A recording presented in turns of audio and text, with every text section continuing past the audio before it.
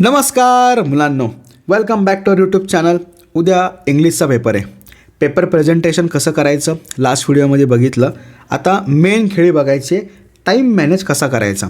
बघा, इंग्लिशच्या पेपरला time manage व्यवस्थित करता आला म्हणजे प्रत्येक सेक्शनला जो टाईम द्यायचा आहे तो जर टाईम आपण पुरेपूर दिला तर प्रत्येक सेक्शन हा व्यवस्थित लिहून होतो, प्रेझेंटेशनसुद्धा व्यवस्थित होईल आणि मार्क पण कन्फर्म होतील. मग आता आपण सिंपल गोष्ट काय करायची, 3 तास होते, 80 मार्क होते. नेहमीप्रमाणे त्यांना डिवाईड केलं 3 सेक्शनमध्ये. म्हणजे पहिला सेक्शन 11 ते 12, दुसरा 12 ते 1, नंतर 1 ते 2. आता पहिल्या एका तासामध्ये 30 मार्क, पुढच्या एका तासात 30 मार्क, शेवटच्या एका तासात 20 मार्क. किती झाले?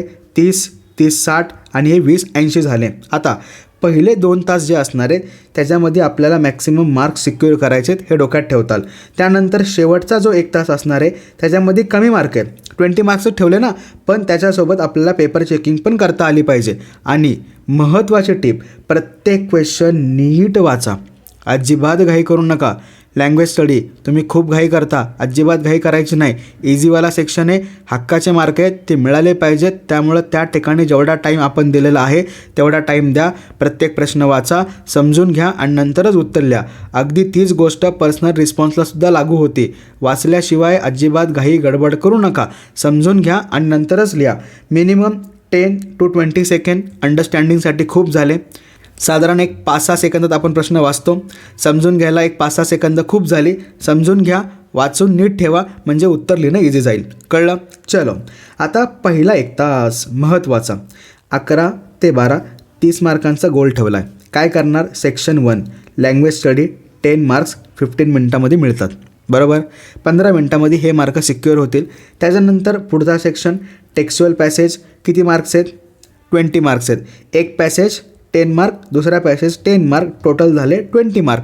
आता प्रत्येक पॅसेज 20 मिनिटमध्ये सहज होतो, म्हणजे 2 पॅसेजसाठी किती झाले? 40 मिनिट झाले. आता ह्याच्यामध्ये काय होईल, ग्रामरचे काही टॉपिक तुम्हाला नाही येणार, सोडून द्या, तिथं जागा ठेवा, नंतर आपण ते अटेम्प्ट करूया. कळलं? नक्की. पण पर्सनल रिस्पॉन्स याच वेळेत लिहायचा आहे, हे डोक्यात ठेवा.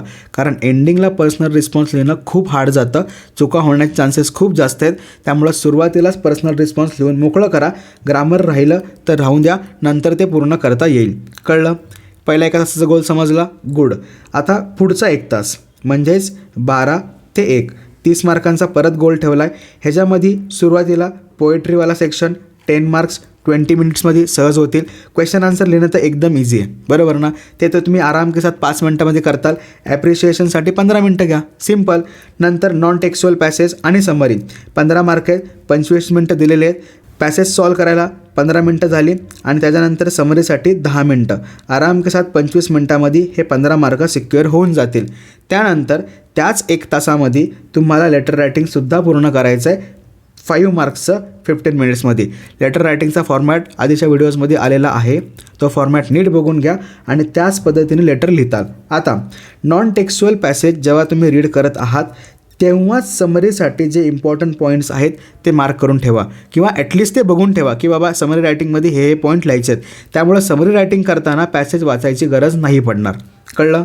नक्की समजलं? चलो, आता शेवटचा 1 तास 20 मार्कांसाठी 1 ते 2 या वेळेमध्ये.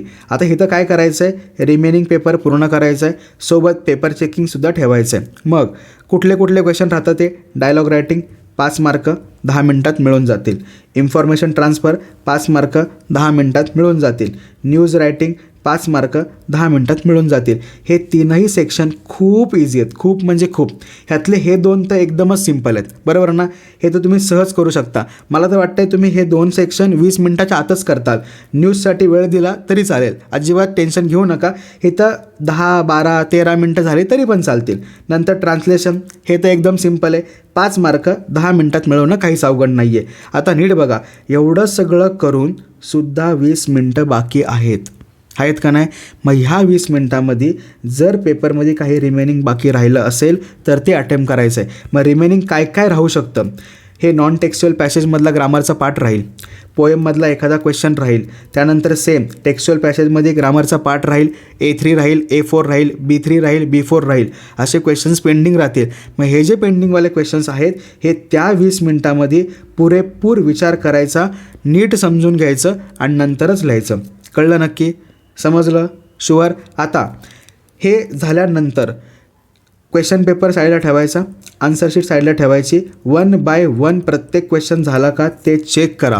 कधी कधी काय होतं, घाई गडबडीमध्ये एखादा प्रश्न सुटण्याचे चान्सेस जास्त आहेत. आपल्याला एक पण मार्क नाही घालवायचा, प्रत्येक क्वेश्चन आणि क्वेश्चन अटेम्प्ट झालाच पाहिजे.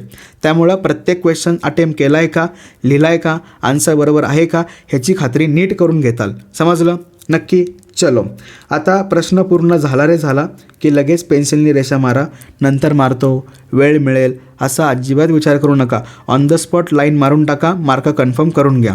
क्लिअर? चलो, अजिबात टेन्शन घेऊ नका, पेपर नक्की सोपा येईल. सगळ्यांना नेक्स्ट पेपरसाठी all the best, best of luck. व्यवस्थित पेपर लिहा, दिलेला टाईम मॅनेजमेंट पुरेपूर फॉलो करा. पेपर प्रेझेंटेशनचा ह्या आधी व्हिडिओ आला आहे, तो व्हिडिओ नीट बघून घ्या, म्हणजे पेपर प्रेझेंटेशन कसं करायचं हे सुद्धा तुम्हाला नक्की समजून येईल. पेपर इझी असेल, मराठी इझी गेला का नाही, मग इंग्लिश पण इझी जाईल. अजिबात घाबरू नका. फक्त मेन गोष्ट, एक पण गुणांचा, एक पण मार्कचा पेपर सोडायचा नाही.